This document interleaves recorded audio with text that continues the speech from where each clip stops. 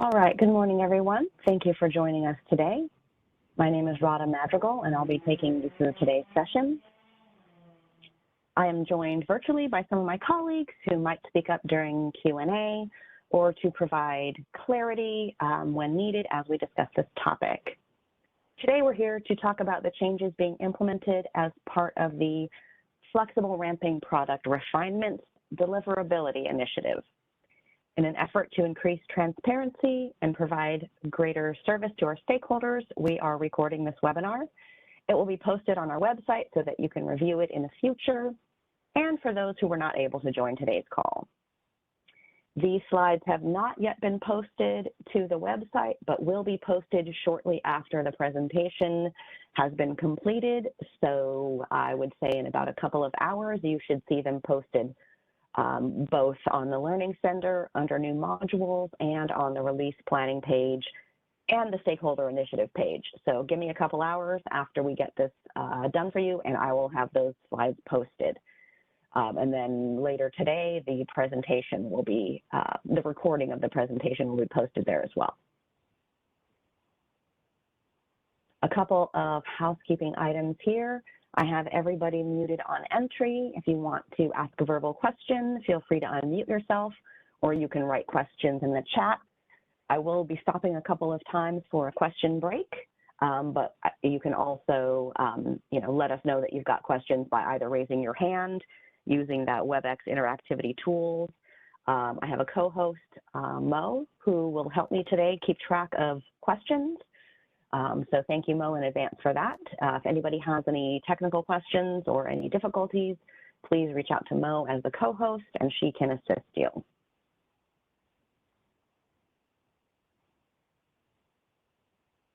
Today, we're going to cover Flexible Ramping Product, and we're going to come at it from this approach. First, we're going to give you a background of FRP. I'll go over a high-level review of the changes, and then we'll get down into application-specific details. And basically what I mean by that is a bunch of screenshots of the various reports that we're taking a look at. And then we'll close out the session talking about what we're going to be doing during market simulation.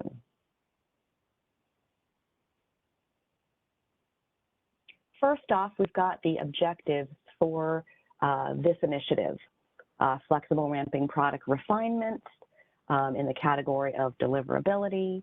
And the goal of this is to enforce transmission constraints and transfer limits in those FRP deployment scenarios, to procure FRP collectively for the group of BAAs that pass the flex test, and procure FRP separately for BAAs that fail the flex test.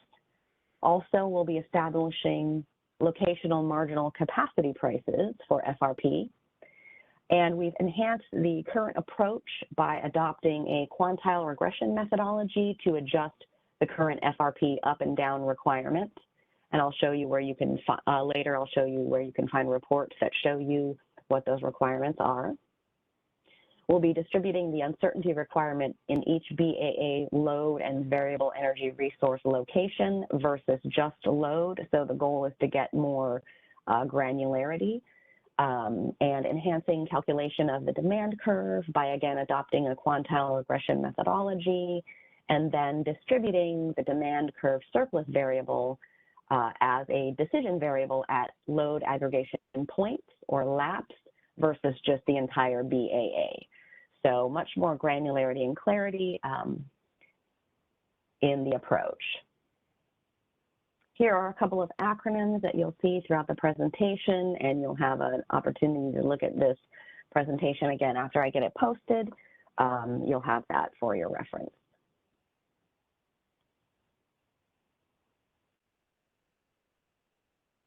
We're going to kick it off by talking about the timeline for this initiative. We filed the tariff amendments with FERC in the middle of August with a request that they approve those tariff filings by October 17th of this year. Market Sim is kicking off next week on September 15th, and it will run for about a month. And you may have heard in the release user group call on Tuesday that the production activation date, which was going to be November 1st, is going to be changing and a new date will be announced. I don't have that date at this call. And now we're going to go ahead and take a look at some of the background for this change. First, just to give you an understanding or a kind of an overview of flexible ramping product in general. The ISO originally implemented the flexible ramping product in the fall of 2016. The purpose of that was to improve the real-time market management and pricing of resource ramping capability. So we procure FRP reserves.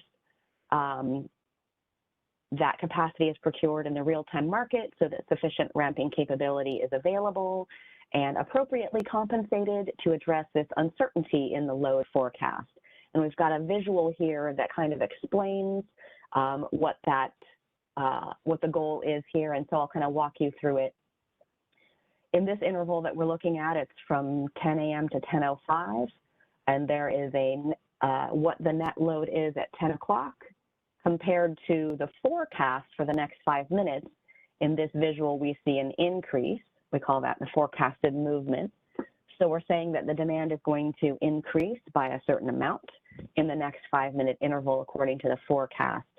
Now, the uncertainty around that relates to the fact that it could quite possibly require us to procure even more to meet a higher demand than forecast, and that would be called flexible ramping up. Or it is also entirely possible that in the next interval, instead of the load increasing, it actually decreases, and we will need to ramp those resources down, and so that comes down into this lower category here of flexible ramping down. So as we move through time from one interval to the next, there is always, you can think of it as a plan A or a plan B. There is what we forecast the demand to be in the next 5 minutes, and then there is what actually happens. And that change could be an increase or a higher demand or a decrease and a lower demand in that next interval. Flexible ramping product allows us to ramp resources up and down to compensate for that uncertainty.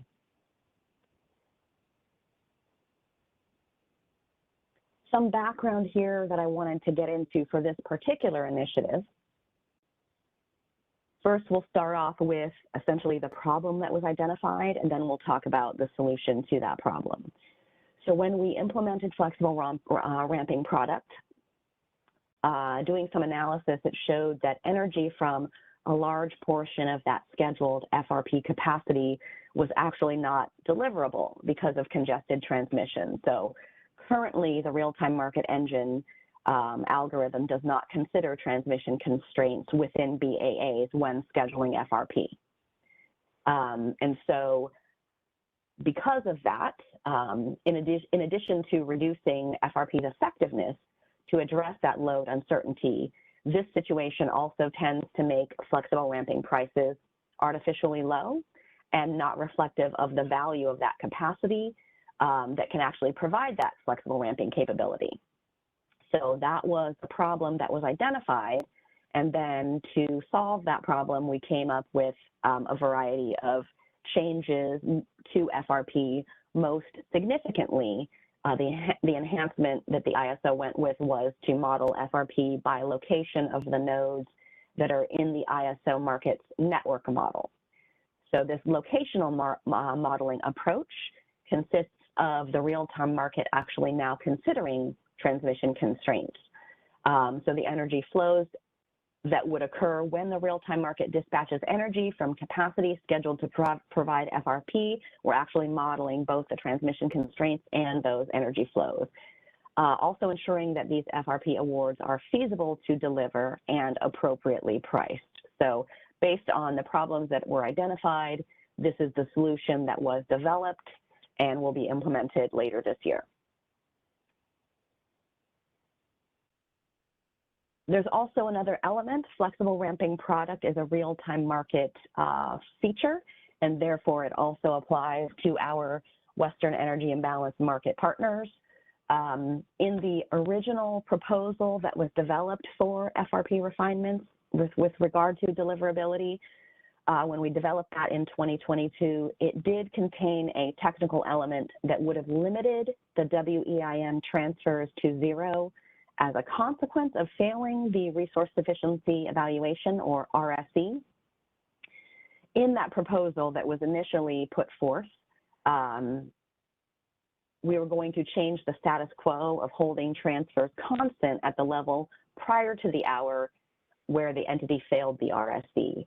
However, since that time in 2020, we've had significant dialogue with our stakeholders and determined that if we were limiting WEIM transfers to zero, in the event of an RSE failure, it would actually exacerbate reliability issues during stressed system conditions and really create a situation of unacceptable risk with regard to reliability.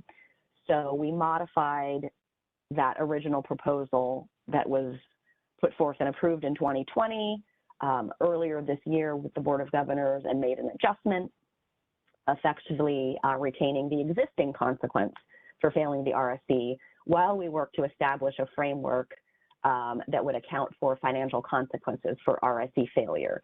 So in the interim, while policy works on establishing such a framework, modifying that original proposal will allow us to implement this initiative this year without causing any adverse reliability impacts. So we're really happy that we're able to accomplish that. More about WEIM. Let's talk about the procurement of FRP. You can see we've got a visual on the left. This pie chart simply identifies for you that we will be procuring FRP separately for BAAs that fail the flex test, and the market will procure for the entire group of BAAs among those that actually pass the flex test. So that just gives you a quick visual of what it looks like, and we'll go through a couple of talking points about how that works. The ISO will maintain the current RSE rules that essentially limit WEIM energy transfers when a BAA fails that RSE to the amount scheduled in the market interval preceding that failure. The real-time market will only procure FRP from a failing BAA's own resources, and the procurement target will be the amount calculated to meet that BAA's individual uncertainty and forecasted ramping needs, and again, would be feasible to deliver. So we're factoring in transmission constraints and making sure that in these deployment scenarios that capacity is actually deliverable. The procurement target for those BAAs that fail the flex test will not include the benefit of pooling the uncertainty of all BAAs across the WEIM footprint. So if we're looking at the chart here, we're talking about the slice in green. This prevents a BAA with insufficient resources to meet its own FRP needs from leaning on the capacity of the other BAAs, but still allows for FRP to be procured to allow for that, that real-time functionality to be accessible. And side note as well, when a WEIM BAA is experiencing a contingency, that BAA will be removed from the flex up and flex down passing group definition, and there will be no flex ramp up or down procurement for that BAA during that contingency event. So that's a lot of kind of background on where we started, where we are now. We're about 13 slides in, so I thought we could take a question break here just to see if anybody has any questions so far. Mo, if you could maybe do a check of raised hands or in the chat to see if we've got anything happening. Absolutely. Thank you, Rhoda. And again, if you have any questions, please feel free to use the hand feature to indicate that you have a question. Also be sure that when you do have a question, please state your name and the company that you're with. Also, if you'd like to help me use the chat forum or chat section to add your question, please feel free to do so. At this time, I do not see any, actually, I take that back. Ali Doherty, you have your hand raised? Do you have a question? Yes, can you hear me, Bill? Yes. Okay, so I do have two questions. First, could you go back to the first slide, the example for the 5 minutes from 10 a.m. to 10:05, please? Oh, yeah, sure. Yep. Let me just back up. Okay, so basically for the flex ramp calculation, I thought that the only load forecast is the 15-minute load forecast. I mean the RTPD load forecast. Is that true, or the both load forecast for 5 minutes and 15 minutes is going to be affected the test? Because this example shows that the 5 minutes load forecast also is going to be affected the test, and it's going to be calculated in the flex ramp up, right? Yeah, my understanding is that we will have this in both the 15-minute and the 5-minute, and so we'll have both forecasts, RTPD and RTD as well. So both of them is going to be affected the test, right? Correct. Okay, and then second question is how demand response factor is going to be interfere with this flexible ramping up? Is going to be do they going to be affected the flex ramp up, the one that we put it in the demand response in the real time? I believe that demand response is calculated in, but I would have to take a look real fast. Let me see. Do I have any SME who might be online listening in that has that information at the top of their head?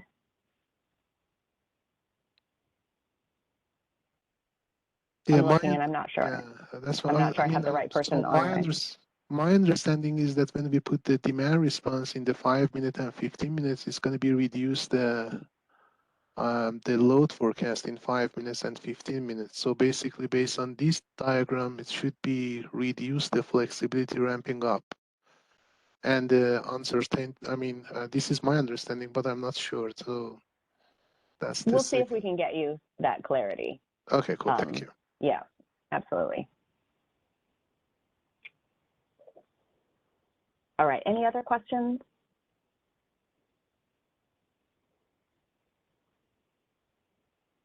There are no further questions. Thank you, Rada. All right, we'll move forward. We were here.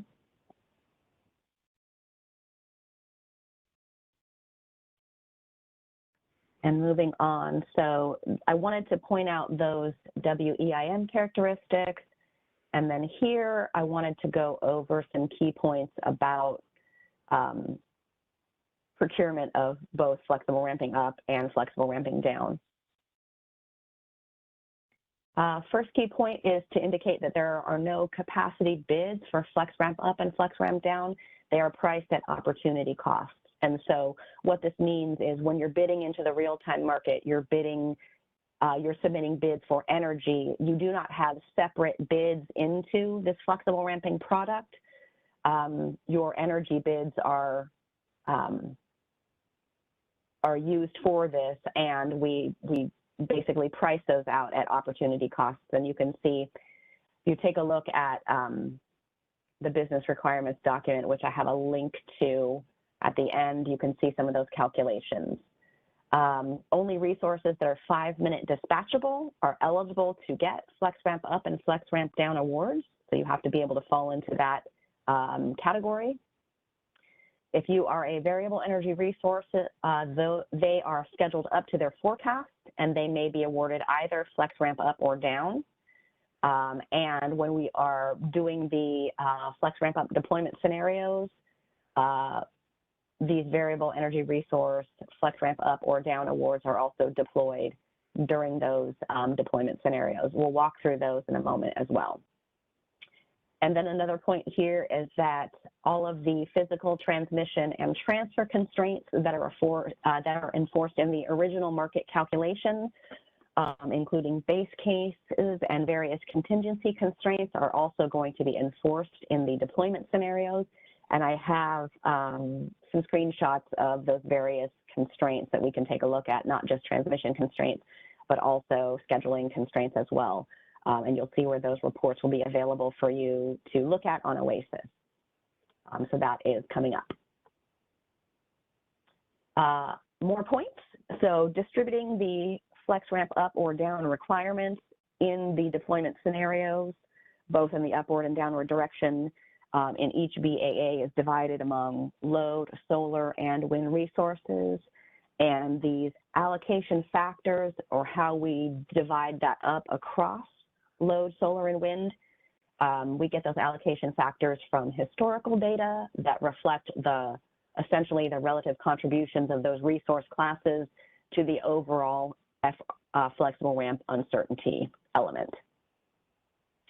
With regard to demand elasticity, that is achieved with flex ramp up and flex ramp down surplus variables that have cost curves associated with that reflect the expected cost of foregoing flex ramp up or down procurement. Essentially, the point here is that we procure flex ramp up or down in scenarios, or we make sure that we're not procuring flex ramp up or down in a situation where it would be essentially more expensive a cost than actually the benefit of that ramping capability would provide. So we make sure that we have a cost component in there. And then the surplus variables for flex ramp up or down are modeled as independent controls in each of the surplus zones, effectively relaxing the distributed requirements in each of those respective zones. And we'll talk about those zones coming up. First, I wanted to get into the deployment scenarios, and then we have a discussion about the surplus zones.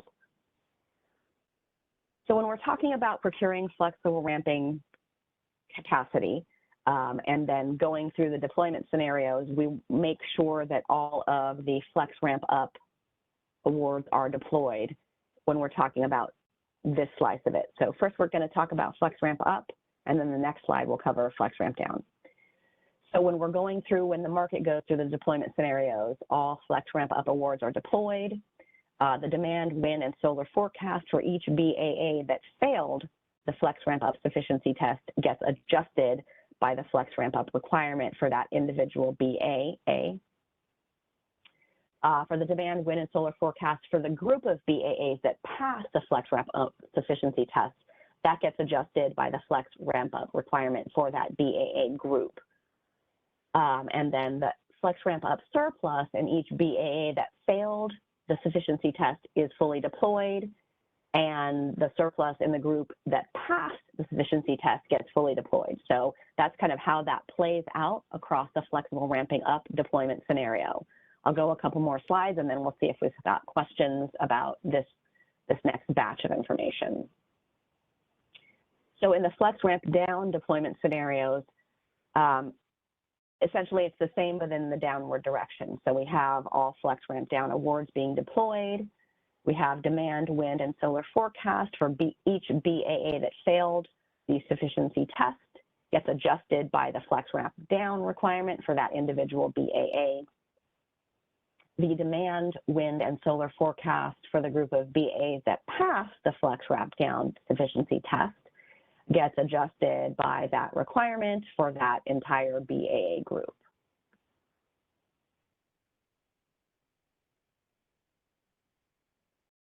And then we have the flex ramp down surplus in each BAA that failed the flex ramp down sufficiency test gets fully deployed. And then the surplus in the group of BAAs that passed the sufficiency test gets fully deployed as well. So when the market procures flexible ramping and then runs through the deployment scenarios, these are the calculations and things that are being done in each of those situations. Before we move on to talk about the surplus zones, does anybody have any questions about the deployment scenarios for either flex ramp up or down?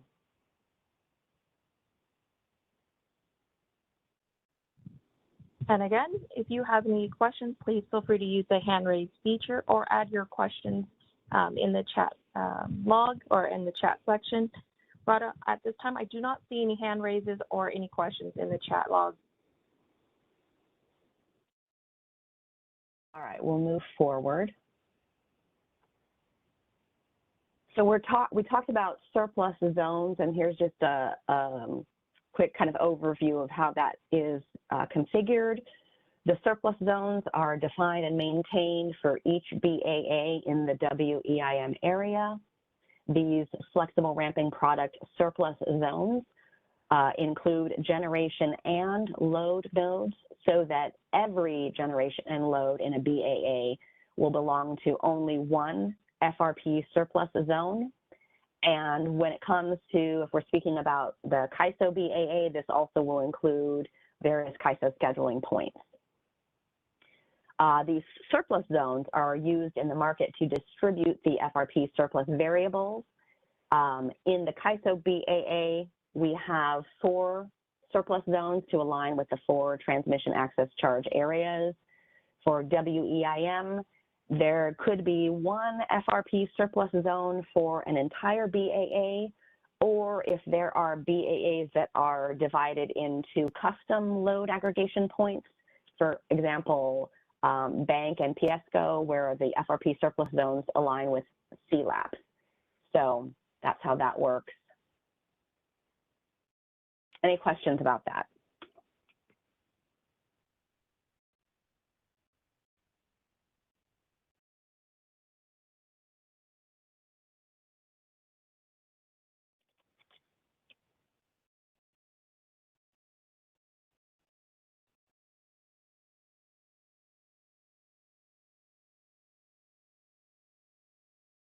All right, I'm getting a chat. It looks like someone has a question on slide 16.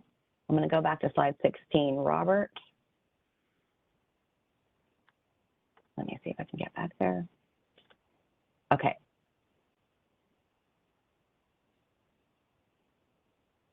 So I'm seeing a question in the chat.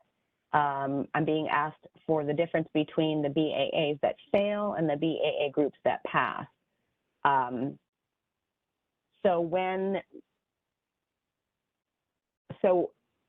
And Robert, maybe you can give me a little bit more clarity, or perhaps take yourself off of mute and feel free to ask your question verbally. Are you you're asking about the difference, but are you wondering if they're treated differently, or what kind of clarification are you looking for there?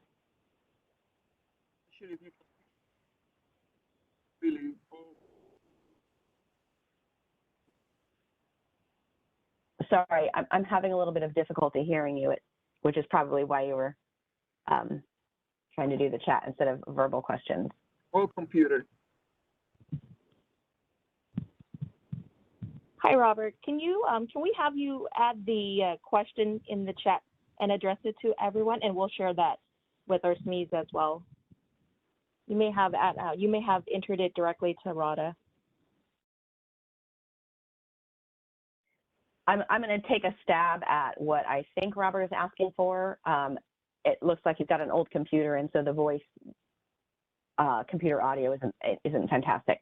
Okay, so I believe he was asking for the difference between the BAAs that fail and the BAA groups that pass. So the way that's going to be treated is there's an analysis done for each BAA. If you pass the flexible ramping test, then you are put into a larger group, or the pool of entities that will collectively procure flexible ramping product for.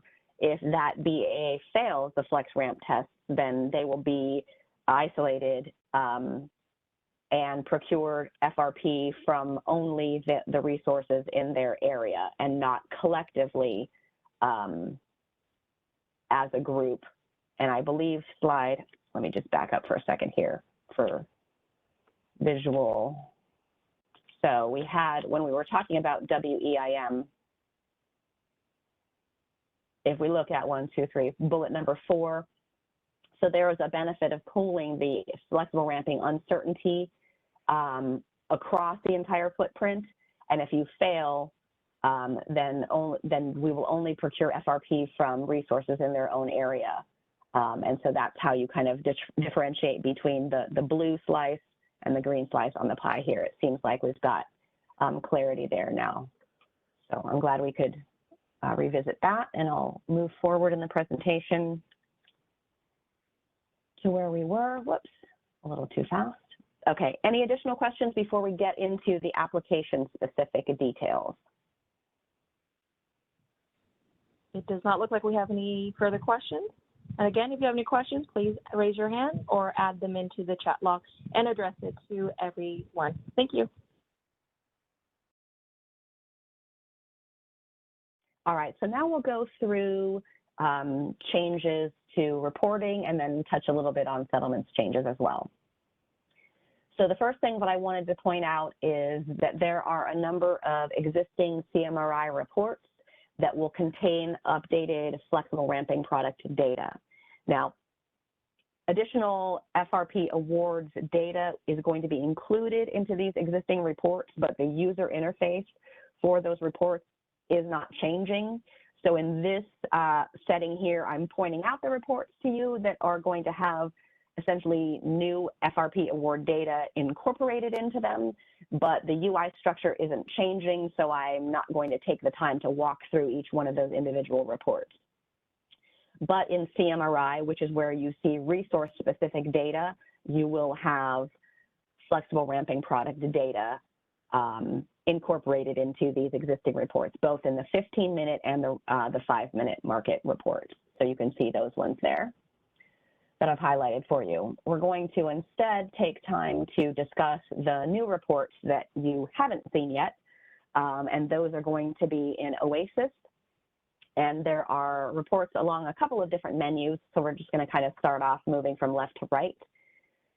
There's a new report accessible from the prices menu because we are restructuring the format of flexible ramping product and turning them into nodal prices.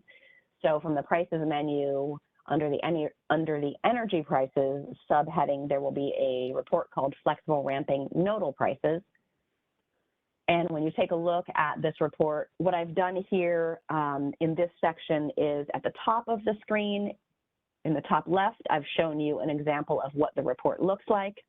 And then here in the bottom right, I've shown you a screenshot that has all of the pull downs available, so you can kind of get a feel for the type of data that gets shared on these reports. So this report is called Flexible Ramping Nodal Prices, and it will provide nodal prices both for flexible ramping up or down at the P node level for all P nodes, all SP ties, all AP nodes, calculated by both RTD and RTPD binding market runs. So we're talking about both the 5 and the 15-minute market runs here, and you'll be able to see those prices on OASIS in this area. And I'm going to walk through kind of a couple of reports, and then we'll take a break and ask if folks have any questions. But I wanted to kind of give you a feel for the new reports and what they look like. So that was the prices menu. We've also added 5 new reports to the energy menu as well. So from energy under the flexible ramping sub-menu, you can see that there are already a number of existing flexible ramping reports here, 1, 2, 3, 4, 5 of them that exist today now. But we are also adding 5 new reports, and these, because they're new, I'm going to show you what they look like and what they entail. So we'll walk through each one of these as well. So the first one is called the Flexible Ramp Test Results Groups. And so in the top left, you see kind of an example of kind of what it looks like filled out. I just wanted to give a small screenshot there. And then on the bottom right, you see what all the pull downs look like. So you can see the market is both 5 and 15-minute market across all of the different BAAs. There will also be BAA groups, and it'll be able to distinguish between flex ramp up or down. So this report will provide to you across both the 15 and the 5-minute market, the passing group ID and the failing entities, and the ability to determine which entities are part of the WEIM area requirement. And if you recall, when we talked about procuring FRP as a group, that would be that kind of collective pooling where we will procure FRP for that group, and then separately for any of the BAAs that fail those flex ramp tests. So you'll be able to see the passing and the failing groups here and be able to figure out who all is included in that larger WEIM area requirement. And I'll walk through maybe 2 or 3 more reports and then stop for questions and then walk through 2 or 3 more. So the next report is the flexible ramp forecast. And again, top left is kind of an example of what one might look like. And then bottom right shows you with all of the pull downs activated, so you can see how that works. So this report provides for you the total 5 and 15-minute binding and advisory resource forecast grouped by WEIM entity and by technology type for solar and wind. And you can see that under data type, you can see the pull down there also shows you that it will have a demand forecast component to the report as well.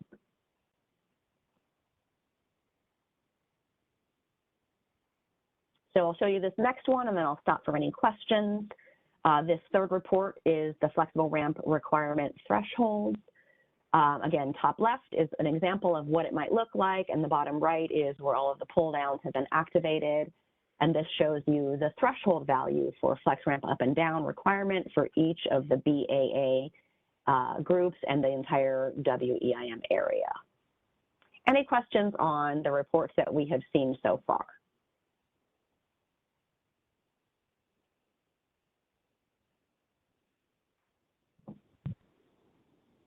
There is a question from Ali Doherty.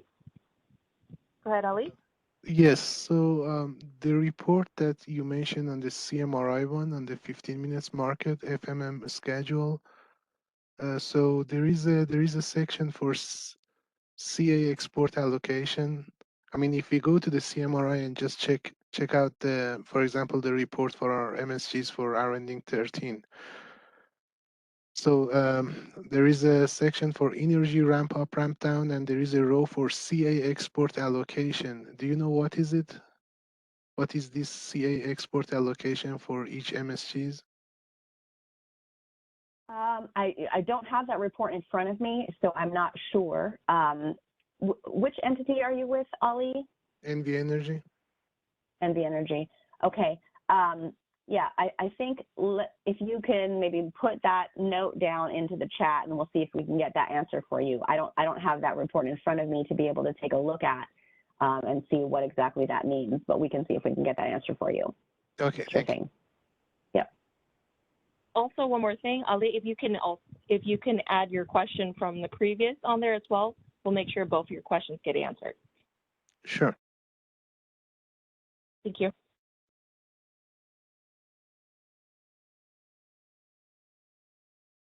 All right, I think we were here at threshold values, which we talked about, and so I'll move forward.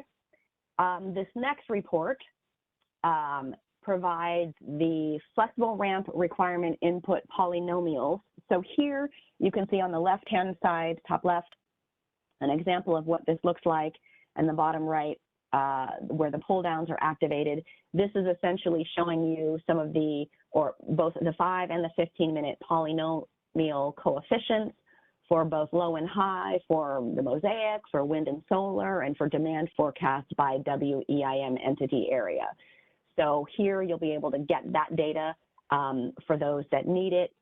The mosaic is something that the plots, or let me rephrase that. Mosaic plots are something that shows relationships. So in this case, the mosaic is a function of wind, solar demand, and net demand. So you have that, that data aggregated in that mosaic that you'll be able to see on this report. The next report we have is the flexible ramp requirement input uncertainty histograms.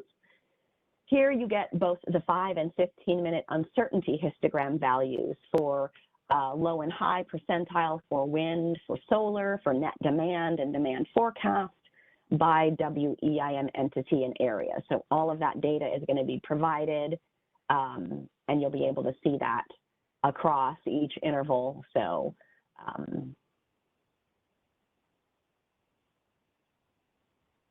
you'll have all of that clarity or that granularity.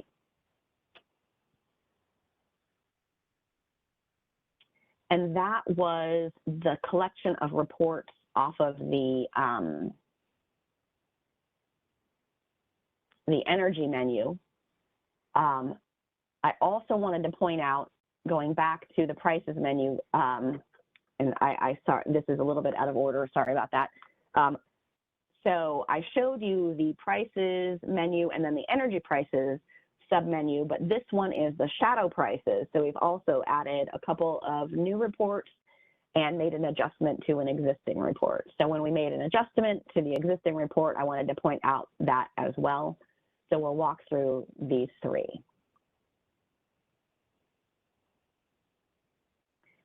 First, the existing report is the flexible ramping constraint results.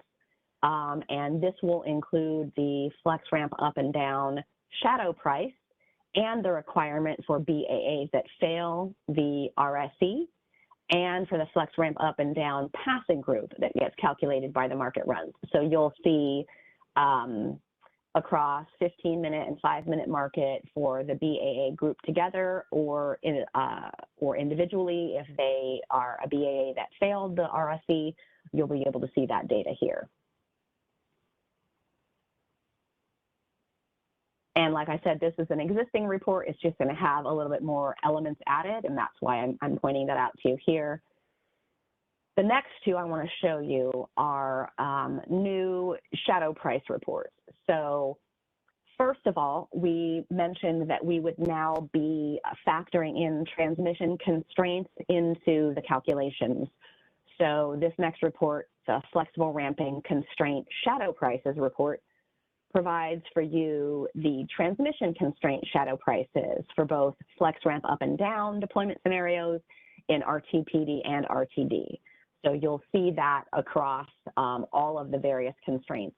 Obviously, in the pull down that I've shown you here in the bottom right, it's just a snippet of what those constraints are, but you'll see what transmission constraints were factored into the calculation and their associated shadow prices. And then the next one actually goes into scheduling constraints. So if I'll back up for a second, with the transmission constraint report, you can see it'll show you in the pull down all of the various different transmission constraints. In the scheduling constraint report, which you see an example of in the top left, and the pull down that shows you all of the different constraint types in the bottom right. The Flexible Ramping Scheduling Constraint Shadow Prices report provides the shadow prices associated with those scheduling constraints for the flex ramp up and down deployment scenarios across the 15-minute market and the 5-minute market deployments. So you'll see all of that data here. And I know I'm kind of throwing a lot at you, but I'll have these slides posted for you so that you can review them. And also, again, when you're going through Market Sim, you'll get a feel for how these reports work. That is the end of the reports section that I wanted to share with you. So before we go on to talk about the rest of the changes, does anybody have any questions about these reports? As a reminder, please feel free to raise your hand and we'll call on you. Also, if you have any questions that you'd like to include in the chat, please feel free to do so. Otherwise, at this point, Rhoda, I do not see any hands raised or any questions in the chat. But Ali, thank you so much for adding your 2 questions on there. We are working with our SMEs to get you an answer in the meantime. Thank you. Thanks for taking care of that, Mo. All right, now I wanted to move to just a quick discussion about settlements changes. So because the flexible ramping prices are now going to be nodal prices, there are changes to the mechanics for cost allocation and pricing. And so I'll walk through those changes and then I'll point out for you the various charge codes that will be affected. So for all WEIM entities that pass either the flex ramp up or down, settlements will derive the total quantity of each category.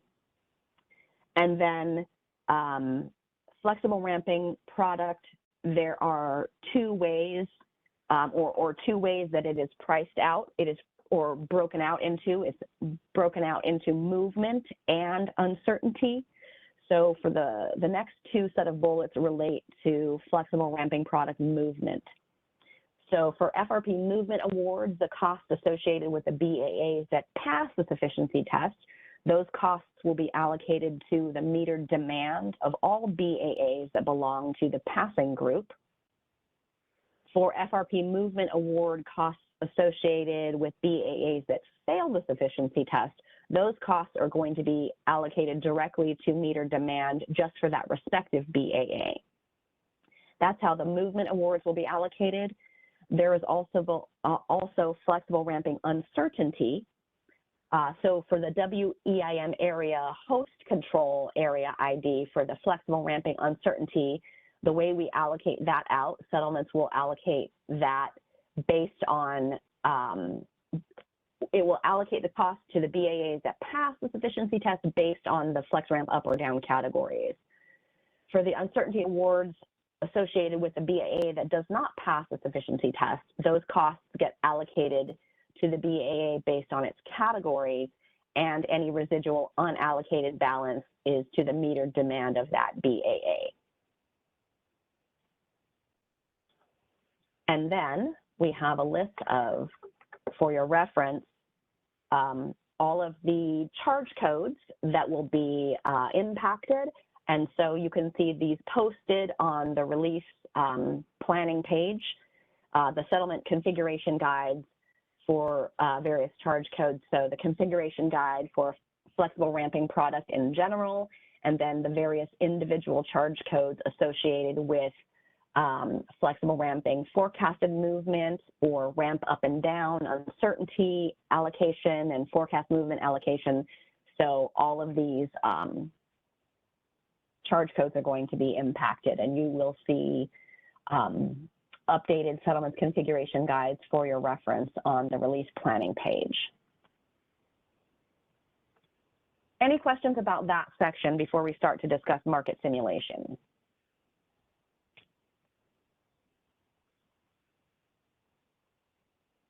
Again, if you have any questions, please feel free to use the hand raise feature or provide your questions in the chat section. I do want to add that one of our SMEs did provide an answer to Ali's second question. We are still working on your first question, so, but any, at this point, Brada, I do not see any additional questions. All right, thanks. So market simulation is going to be occurring shortly. The cutoff date for registering for Market Sim was August 12th, 2022, but it will not be kicking off until late next week. So if you still need to get in or want to participate, please email, I would say immediately, the Market Sim at CAISO mailbox to let them know that you would like to participate in Market Sim for the FRP initiative. You need to be provisioned for access to the Market Sim environment in order to participate in market simulation. And we have every Tuesday and Thursday Market Sim calls. Is it Tuesday and Thursday, or is it Monday and Thursday? I can't remember. But twice a week we've got Market Sim calls. And now we're going to walk through the various Market Sim scenarios. So there are two, and the first scenario, the purpose of that is to demonstrate the variability of the locational pricing for flex ramp up or down. Thank you, Trang, for putting in the chat. So Market Sim calls are Mondays and Thursdays at 2 o'clock if you want to join in and talk more about that. So in this scenario, the first one, we'll have market participants submitting economic bids in order to have those opportunity cost bids calculated and determine what FRP awards have been provided, in which categories, flex ramp up or down, and you'll be able to see that flow through to settlements with the new locational marginal pricing. And you'll be able to review that on your settlement statements on the in Market Sim. For the second scenario, we'll be demonstrating the settlement's impact for either passing or failing the flexible ramping sufficiency test. If you recall, we've been talking about throughout this presentation, if you pass the sufficiency test, then that BAA is essentially limited to accessing FRP capacity from only its own resources and not pooled in the larger WEIM group.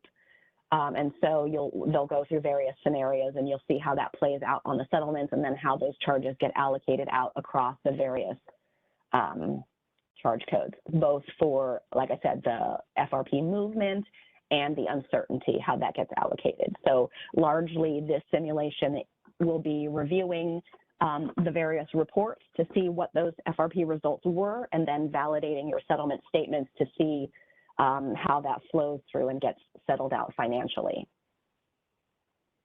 Any questions about what we've covered? I do have a question, Radha.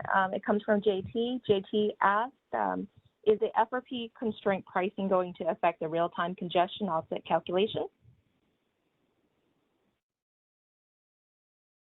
Good question, JT. My first instinct is to say no. Otherwise, they would have adjusted that configuration guide here in settlements. So I expect that it does not make a change to that. We'll validate that. But if it would impact that calculation, then they would have updated the settlements configuration guide for that as well. So my guess is that it does not. Okay. And then we do have another question from Jared Fisher from SRP. He asks, would we be receiving any follow-up information on the next steps after registration? So let's see, maybe do I have, Trang. Okay, so Trang, would you be able to chime in and share what happens after they register for MarketSim? Hi, can you hear me? Yes. Okay, so Jared, if you send an email to marketsim@kaiso.com, which I am seeing some new requests come in, then you will get a confirmation from us that we put you on the list there. And we may also have some follow-up questions as far as any resources or data setup that you would need in map stage to facilitate a more thorough market simulation. But you'll get a confirmation either way that you've been added to our registration list. And then if we have follow-up questions, we will communicate accordingly with you as well. Thank you, Trang. And I did just get another question privately in the chat from someone else asking if they can still participate in MarketSim. So the deadline for registering was the 12th, but if you email marketsim@kaiso.com now, they should be able to get you in. So I would suggest that you do that ASAP. As the MarketSim is going to be kicking off next week for this particular initiative. So those who have not yet registered to participate, please do so as soon as possible so that we can get you in. We do have one more question from Stephen Carlson. He asks, where will this document audio be stored again? Yeah, so before we conclude, and I'll share that with you in just a moment, before we conclude, are there any final questions before I wrap up and give my closing statements?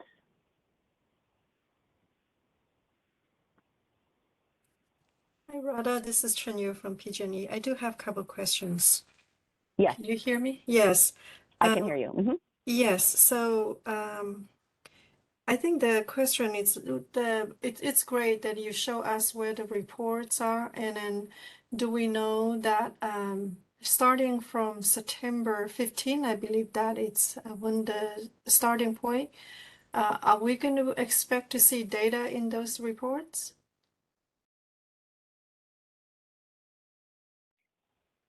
Hi, Radha, let me know if you have a response. Otherwise, I can add some comments. Yeah, Trang, I was about to ask you if you had some clarity on what we were doing with FRP and MarketSim, so I appreciate it. Thanks. Thank you. Thanks, Chenyu, for the great question on expectations of what the MarketSim start date is. So as of right now, our FRP market simulation start date is September 15th. And at that point, the expectation is that, yes, all of the code for FRP will be in map stage. All of the data will be flowing from end to end.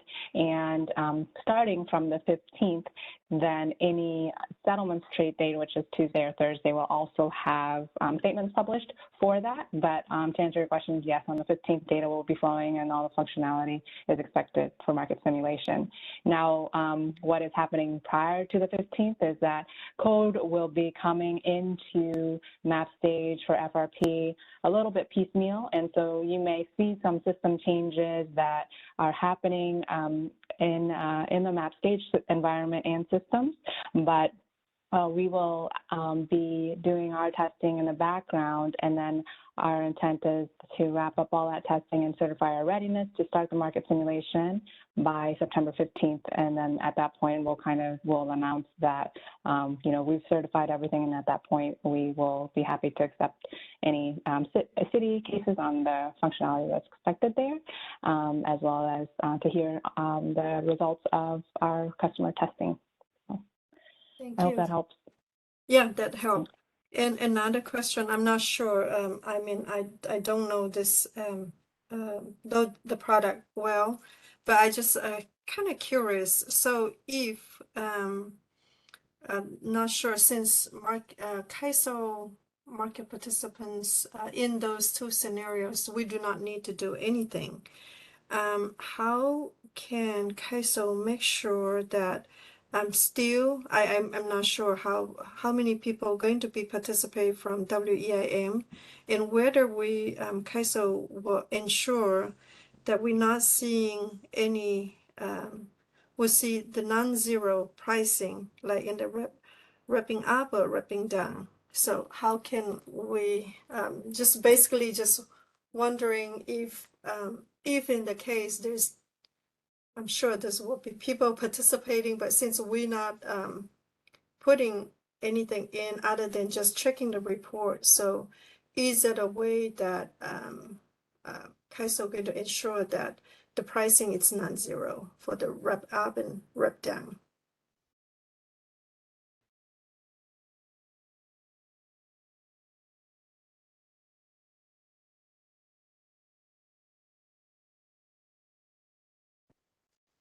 Can you guys hear me okay? I don't hear anything from you, Trang. I can hear you. Oh, Trang, okay. do you have clarity on that? Or I'm not sure how the market sim scenarios are actually going to run. It seems like the question is to see if we'll be able to see non-zero prices. I would guess the answer to that is yes, but I'm not sure how many trade dates that will be available for. Right. I think, and yeah. No, go ahead, Rada. Please finish your thought. I was going to say, I think at this point, probably the best thing to do is to bring that question to the next, I guess, tomorrow's market sim call. And maybe we can get some clarity there. Do you think we can perhaps either have that information or get some clarity tomorrow when we discuss this on the Thursday market sim call? I think we can kind of move that question to that forum, Chunyu, and then see if we can get an answer for you there. Yeah, that will work too. Thank you. Okay, yeah, let's do that. Because we'll have we'll be concluding this training, but we'll have an opportunity to talk about market sim for this initiative Thursday at 2 o'clock, and then again Monday at 2 o'clock before it actually kicks off next week. So I think we have ample time to discuss this and set expectations. Did you have any other questions?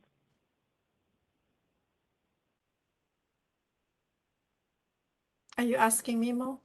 I'm done. Yeah, yeah, you're done? Okay, were there any other questions from anyone else on the call?